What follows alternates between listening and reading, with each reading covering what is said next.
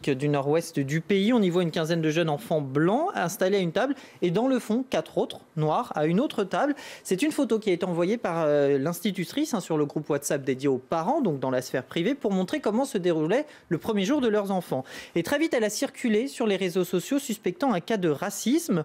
Pourtant, d'après ce quotidien, il y a en effet certains parents qui se sont plaints à la direction. Ils ont ensuite reçu d'autres clichés de la part de l'institutrice, comme celui-ci, ou encore cet autre montant que justement les enfants noirs et blancs étaient à la même table pour justement montrer qu'il n'y avait aucune discrimination, puisque la direction de l'école s'est défendue de toute discrimination, évoquant, pardon pour le petit bloqueur, évoquant une image arrêtée prise donc à un moment donné, mais sur les réseaux sociaux, le hashtag du nom de l'école est devenu très tendance. Des manifestations ont même eu lieu ce jeudi devant l'établissement et les dénonciations, les accusations ont circulé à vitesse grand V sur les réseaux sociaux. Assimilation à l'apartheid également, une honte absolue pour le tweeto précédent. Triste rappel que notre travail concernant l'héritage de l'apartheid est inachevé, nous dit cet hôte. Et puis l'affaire a pris aussi une tournure politique, puisque ce membre de l'Alliance démocratique, principal parti d'opposition,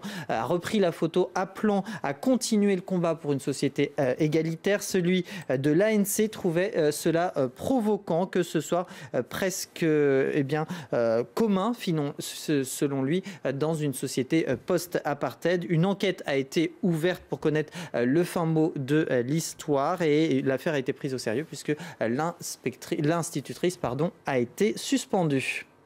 Il a 90 ans, mais il n'a pas pris une ride. Oui, c'est ce petit blondinet, ce reporter. C'est Tintin, évidemment, le petit reporter de Hergé, dont la première aventure est apparue dans le Petit 20e, ce supplément hebdomadaire du journal belge Le 20e siècle, un 10 janvier 1929.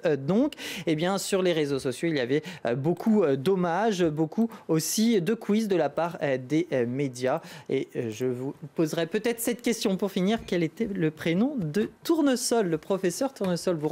Vous en rappelez-vous, Stéphanie? Pas vraiment, allez-y. Trifon, allez. Mais oui, c'était Trifon. Je vous laisserai une séance de rattrapage. Merci beaucoup, Anthony. On passe